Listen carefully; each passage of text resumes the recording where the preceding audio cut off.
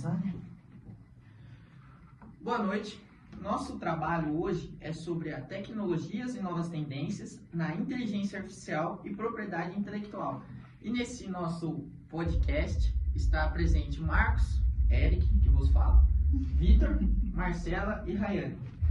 Eu vou começar falando que, para mim, o rápido avanço da inteligência artificial está transformando a criação de conteúdos e desafiando os modelos mais tradicionais de autoria e proteção intelectual. Nesse nosso trabalho, nós vamos analisar as implicações jurídicas e sociais dessas novas tecnologias e, obviamente, destacar a necessidade da atualização da legislação para conseguir acompanhar a crescente participação da IA nas produções criativas.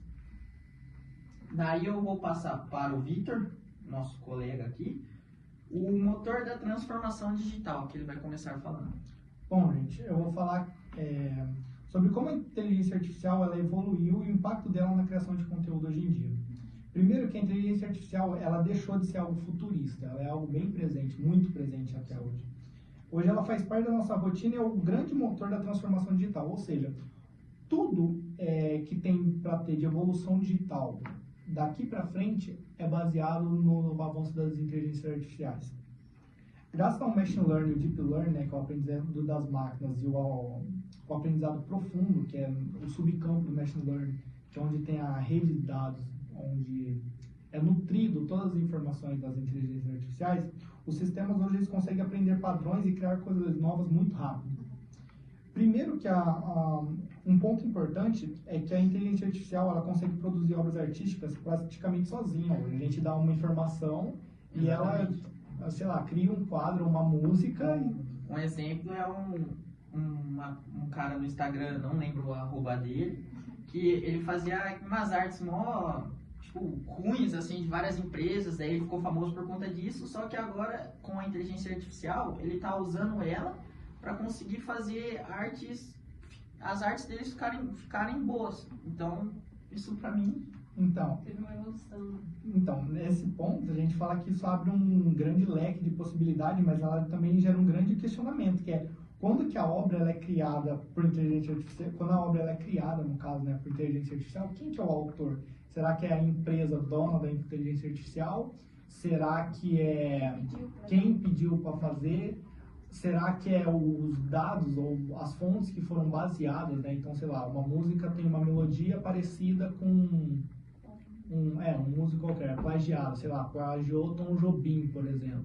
Os direitos autorais é do cara. Entendeu? Essa que é a questão.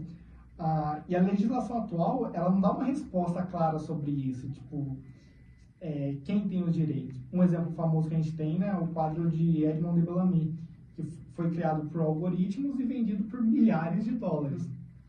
A gente também tem o The Next Rembrandt, né, que é um pintor, é o Rembrandt.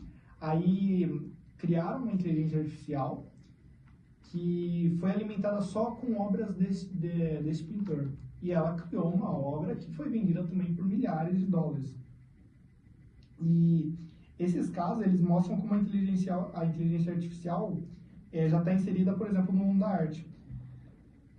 Aí, quando a gente vai falar, por exemplo, as tendências atuais nas inteligências artificiais, a gente tem hoje a inteligência artificial generativa, né, que é essa que a gente citou, que produz música, produz texto, consegue criar PDFs, pesquisas, vídeos, enfim. Isso tem crescido muito rápido, mas tipo, de 3 anos para cá isso foi um boom gigantesco. E ela consegue hoje em dia, com base no alimento sozinho que ela tem, né, de buscar dados, ela tem ficado mais sofisticada com o passar do tempo. E isso muda completamente a maneira com que a gente cria qualquer coisa a partir de agora. Sim. Por exemplo, para funcionar uma inteligência artificial, no começo ela é treinada num banco de dados gigantesco, né? Uma rede de dados muito grande, que muitas vezes incluem obras protegidas por direitos autorais, enfim. E é justamente aí que começa o problema na parte jurídica, porque, tipo, será que essas obras para treinar as inteligências artificiais são permitidas? Tipo, alguém autorizou? A família de um artista em específico de 2 séculos atrás permite que essas obras sejam utilizadas para servir de inspiração para uma inteligência artificial? Os criadores originais, eles devem ser compensados, né? Quem usa isso daí como um incentivo. E esse debate é muito importante porque faz a gente enxergar que a inteligência artificial ela tem dois lados, né? O lado positivo, que é o lado que democratiza a criação, né? Permite que as pessoas que nunca tiveram habilidade, nunca soube desenhar, agora ela consegue com 3 informações criar o melhor desenho do mundo, né? Então, que engloba para outro problema, que é você não precisa mais pagar um editor que fez uma montagem para poder fazer a arte, você só bota lá e tá pronto. Então, que é o que desvaloriza a gente, nós seres humanos, estamos lascados. Então, aí que entra o lado negativo, né? Que, por exemplo, a gente tem um risco de plágio, a gente tem o uso indevido das obras e a gente tem até a desvalorização da obra humana, né? Tipo, eu não preciso mais de 50 pessoas trabalhando para produzir um vídeo, um roteiro de um filme, sendo que uma inteligência artificial em alguns minutos pode fazer isso. Precisa de uma banda toda, um estúdio para gravar uma música. Né? Exatamente. Bom, e por isso que a tecnologia ela avança muito rápido, mas a legislação ela tem que tentar acompanhar, só que não dá. Porque ela avança tão rápido que até você pensar em como você vai regulamentar isso, já mudou de novo, entendeu? Esse é o problema. Existe uma outra forma de burlar. Então, aí agora, por exemplo, a gente tem questões do direito autoral. Quem gostaria de comentar sobre? Bom, no Brasil, a proteção das obras ela é garantida principalmente pela Lei 9.610 de 98, né? E pela Constituição Federal. Essas normas elas asseguram tanto os direitos morais, como o reconhecimento da autoria, quanto os direitos patrimoniais, que são o uso e reprodução da obra. Né? Porém, quando a gente fala de internet, surgem vários desafios, né? A internet ela facilita muito o compartilhamento de conteúdos, mas isso torna muito mais difícil de controlar o plágio, o uso indevido, e, então, querendo ou não, fica muito mais difícil. E, apesar da lei ela proteger o autor, a realidade é diferente e exige um esforço muito maior de fiscalização. Agora, também seguindo para essa questão de quem é o autor, o segundo ponto, que é o grande debate. Quando uma inteligência artificial cria uma obra, quem que é o autor? A legislação ela foi criada pensando somente nos autores humanos. E como a IA não tem personalidade jurídica, ela não se encaixa nisso. Por isso, na questão da obra aí que o Victor comentou, que é o Edmond de Bellamy, tem a questão, quem criou? O programador que criou o algoritmo, a empresa que é dona da ferramenta, ou o usuário que deu os comandos que geram a obra. Esse caso ele abriu um debate mundial, né? A obra ela foi vendida em 2018 por $432 mil. Muito dinheiro. E até hoje não tem uma resposta concreta, então, entendeu? E agora eu vou passar para o Marcos, né? Que ele vai falar um pouco sobre onde residem os limites legais. Opa, obrigado. Vou falar aqui um pouquinho mais sobre a parte legal, né, por trás disso. Comentar um pouquinho sobre o treinamento da IA, que o Victor falou um pouco no começo, sobre, no caso, dos parâmetros e reprodução do que a IA pode reproduzir e criar em cima disso. A princípio, a IA não tem nenhum problema, né, com o acesso dela à informação. Afinal de contas, como a gente falou, democratiza e permite que mais pessoas tenham acesso tanto à informação quanto à criação também, né? Afeta essa parte da criatividade, do desenvolvimento também. Só que a gente tem que ter um certo limite do que isso pode interferir. Afinal de contas, como a gente falou, uma pessoa sem qualquer capacitação pode criar uma obra de arte magnífica, né, baseada num traço de um artista, por exemplo, já morto, no caso, que não tem poder nenhum para se defender ou manter limites ali nas suas obras. A família do autor, do criador, não foi amparada nesse caso, né, não foi comentado nem nada. Ou um artista musical que cria sua música, vem aí por cima e cria uma nova... Plagiando, né? Isso, plagiando a música, cria uma nova música, né, em cima disso. Mas eu posso estar errado, mas existe um tempo também para direito autoral. Por exemplo, eu lembro de ter visto uma obra, enfim, é uma obra clássica. Já tinha se passado mais de um século, eu acho, e os direitos autorais já não pertenciam mais à família, mais ninguém. Ainda existia parentes vivos, né, descendentes, porém eles não detinham mais os direitos autorais, porque era como se aquilo ali já fosse algo público, todo mundo deveria ter acesso, entendeu? Então, se eu não me engano, posso estar enganado, mas eu acho que tem um limite de tempo para os direitos autorais existirem. E aí que entra um grande debate, porque recentemente a gente teve uma grande briga na internet por conta da IA na parte da dublagem. O grande movimento dublagem viva, né? Os dubladores que já morreram e têm suas vozes eternizadas aí em grandes personagens, como o dublador do Scooby-Doo, Pica-Pau, Pernalonga, etc. Do Wolverine, Isaac Guarda-Vida e assim por diante. Fala um pouquinho aqui, né, como a Marcela comentou, sobre o artigo 29 da Lei 9.610 de 98, né, sobre a violação desses direitos, o qual interfere, né, no direito autoral do autor, em cima disso, e também aqui, né, colocar algumas exceções também, sobre onde a IA pode ser usada, mesmo nesse meio, por um bom motivo, como no caso da educação, no caso do desenvolvimento. Claro que tem seus lados ruins, porque isso pode acabar criando uma certa alienação sobre certos assuntos, a criatividade sendo deixada de lado, sendo usada só a inteligência artificial, né? Como tudo tem seu lado bom e seu lado ruim, tem que saber ali ter aquele controle, aquele regulamento por trás, né? Sim. E isso também traz junto a questão de que o quanto a nossa legislação precisa ser atualizada para se entrar no meio disso. Só que, como o Victor comentou, é bem difícil, né? A tecnologia anda a passos largos, enquanto a nossa legislação permanece ali indo atrás, tentando acompanhar, mas não consegue alcançar ali ainda. Eu acho que é mais no caso geral, tipo, enquanto nós seres humanos, a gente tenta evoluir, a tecnologia já está lá na frente.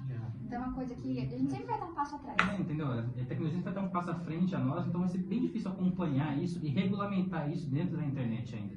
Até porque, né, a internet é uma coisa rápida, uma coisa que acontece aqui já chega a informação lá na frente, uma coisa que acontece do outro lado do mundo. A gente já sabe aqui minutos depois.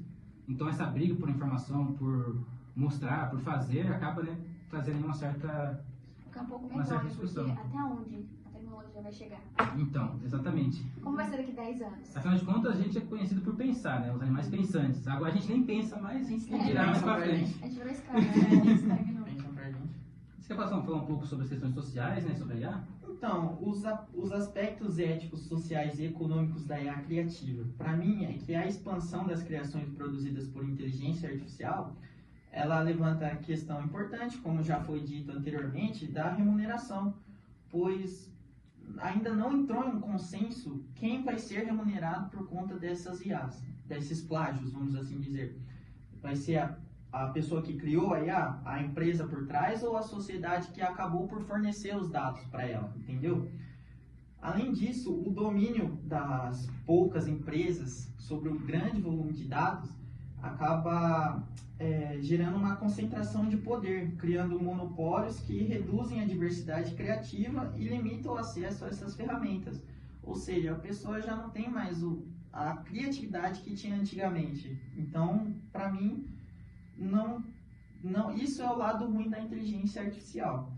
Daí, do ponto de vista social, o crescente papel dos algoritmos acaba gerando uma reflexão sobre o impacto social na mudança, que especialmente na forma da arte, que nem o Marcos falou, da cultura, que a Marcela, o Victor comentaram, e como a criatividade vai ser moldada no futuro, porque a gente está sendo muito dependente das inteligências. Só a gente para pensar quantos gênios da área, por exemplo, da ciência a gente tem hoje em dia, né, no tempo presente. Exatamente. Antigamente a gente consegue citar. Exato. Das últimas, sei lá, 6 décadas, a gente tinha Einstein, Stephen Hawking. Não, se hoje já tá bem, imagina daqui 10 anos, vai ter mais gente que pensa essas Exatamente. Todo mundo escravo. Então, diante disso, acaba tem que se tornando essencial buscar um equilíbrio para incentivar, obviamente, a tecnologia, porque tecnologia é o futuro, não tem como você retroceder, só que, ao mesmo tempo, proteger os direitos dos criadores humanos. Você tem que ter o seu direito. Então, tem que garantir um ambiente justo, ético e sustentável para a produção intelectual, o que acaba indo para o assunto de propriedade intelectual na era da IA, que é o que a Raine vai comentar um pouco para a gente. Só falando isso aí, uma coisa interessante que eu gosto de falar. Vocês viram quanto que a inteligência artificial gasta água? Sim. Gente, é uma coisa mais surreal. Muita água mesmo. E a gente falando sobre propriedade intelectual, eu me dispersei um pouquinho, gente, mas é porque eu precisava falar isso. Que hoje no mundo, vários países estão revendo suas leis de propriedade intelectual porque a inteligência artificial já cria obras, textos, imagens, músicas. As leis, elas precisam ser atualizadas para lidar com obras criadas por IA. que fala sobre a coautoria entre inteligência artificial e o ser humano. De quem que é... Pra quem que você vai dar esse dinheirinho aí dessa música que você criou? Se foi o ChatGPT que fez. Exatamente. E a flexibilidade regulatória, que é o Brasil pode liderar criando regras mais modernas e flexíveis que incentivem criatividade e tecnologia ao mesmo tempo. E para encerrar, inovação e proteção em harmonia. A IA muda a forma como entendemos autoria e propriedade intelectual. Por isso, tecnologia e direito precisam caminhar juntos em diálogo constante. É urgente atualizar as leis para garantir segurança jurídica e estimular a criatividade humana e tecnológica. É óbvio que, como o Eric disse, não dá para retroceder a inteligência artificial. Só que também não dá para a gente parar de pensar e tudo que a gente precisar, porque prejudica a gente, as futuras gerações, porque se a gente já está assim, imagina quando Mas nossos filhos. nossos filhos. E eu acho que nem mais é isso. A gente tem que procurar, no caso, as leis têm que procurar evoluir, porque a IA nunca vai parar, vai ser sempre um passo à frente. Só que a gente também não pode parar de pensar, porque senão a gente vai ficar burro, e os nossos filhos mais burros ainda, e os nossos netos pior ainda. E vão ser piores. Então, É isso, gente. então, por fim, encerramos esse nosso podcast sobre o nosso tema do trabalho. E é isso. É isso.